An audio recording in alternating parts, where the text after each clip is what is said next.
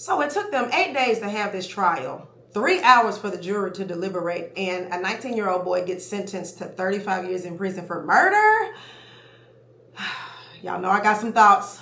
Somebody got to go to hell.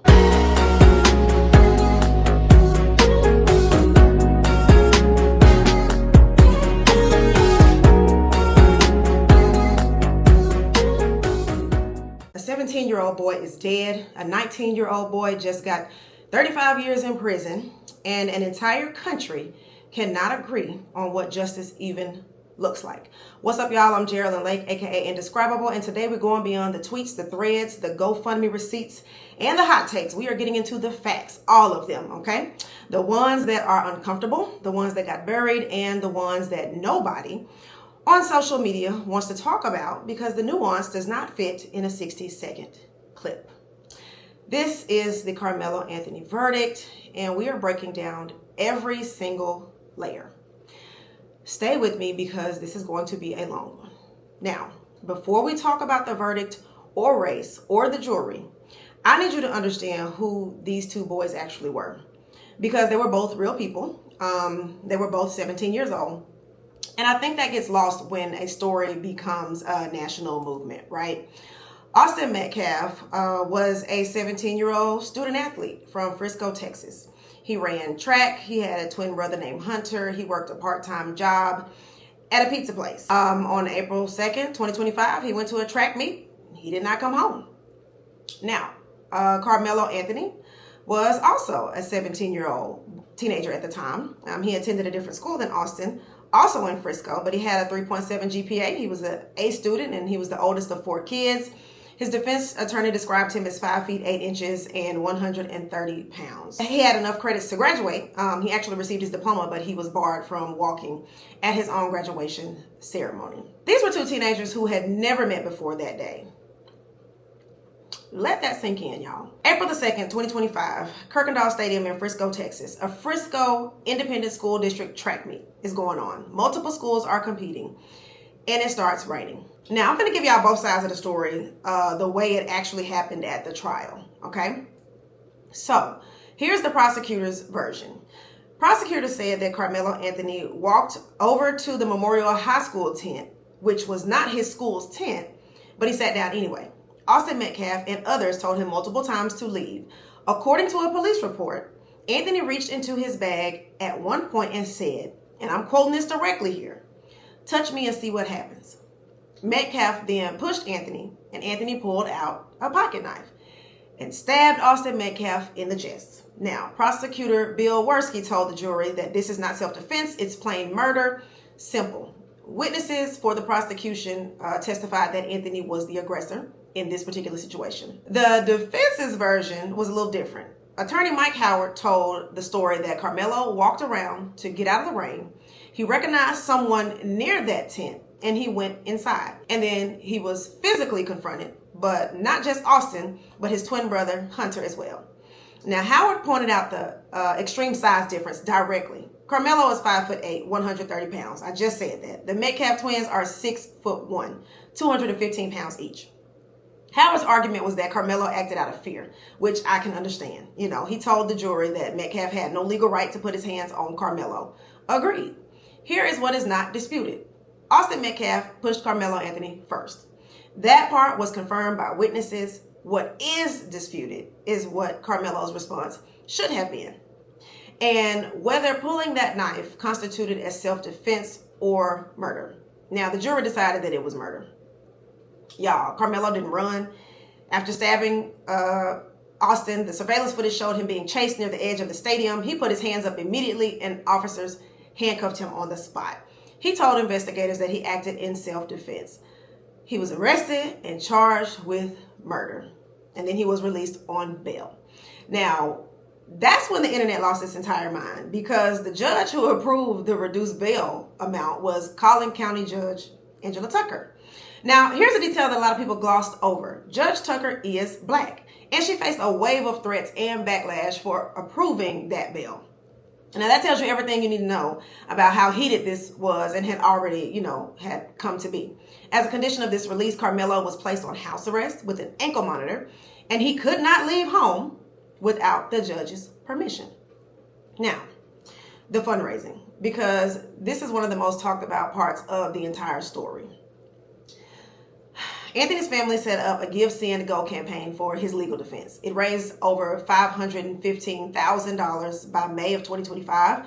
GoFundMe campaigns for Austin Metcalf's family, started by his father and by the owner of the pizza restaurant where Austin worked, raised about $250,000 combined.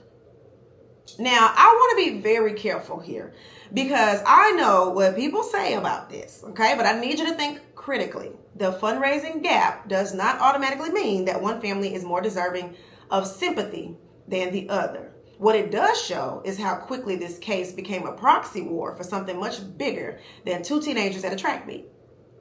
The trial began June 1st, 2026 in McKinney, Texas, in Collin County. It lasted 8 days, y'all. 8.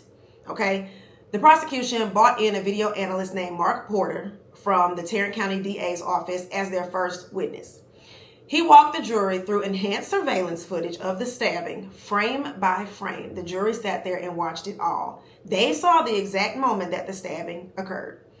During the punishment phase of the trial, which started almost immediately after the guilty verdict came in, Karmelo's mother took the stand. She was the only witness called by the defense at that stage. She asked the jury for mercy for her son. Karmelo was seen crying while she testified, and the judge instructed the jury to determine whether something called sudden passion played a role in what Karmelo did. Now, under Texas law, that matters because it affects the sentencing. The jury had the option to convict on the lesser charge of manslaughter, and they simply chose not to and went ahead with the conviction of murder. After about 2 hours and 20 minutes of deliberation, they sentenced Karmelo Anthony to 35 years in prison, y'all. He's eligible for parole after serving half of that sentence. He faced anywhere from 5 years to life, and they gave him 35.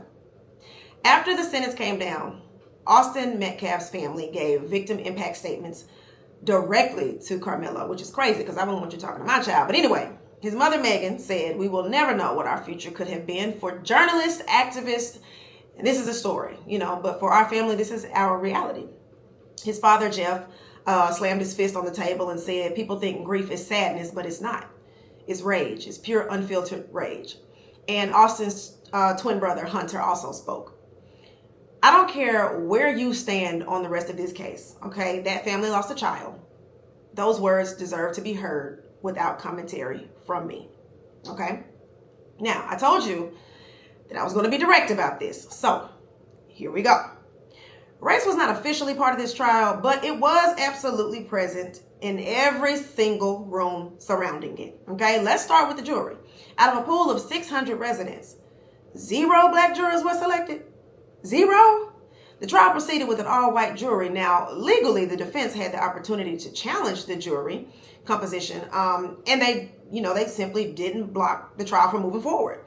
But that does not mean that black people and black communities were wrong to look at that jury and feel some kind of way. One woman outside the courthouse after the verdict came down said that not one black soul on a jury at all, and a white jury convicted him in 2 to 3 hours. That is a direct quote from someone at the scene.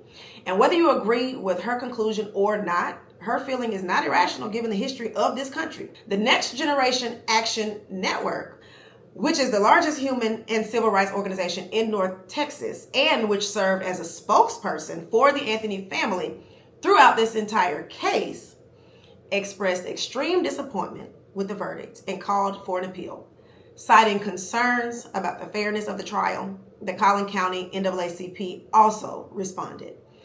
And then there's Collin County itself. SMU professor Rick Halpern, scholar Michael Phillips, and Hadi Jawad, who is the co-founder of Human Rights Dallas, published a piece specifically about Collin County's documented history of racism and extremism. They drew a direct line between that history and the environment in which this trial took place.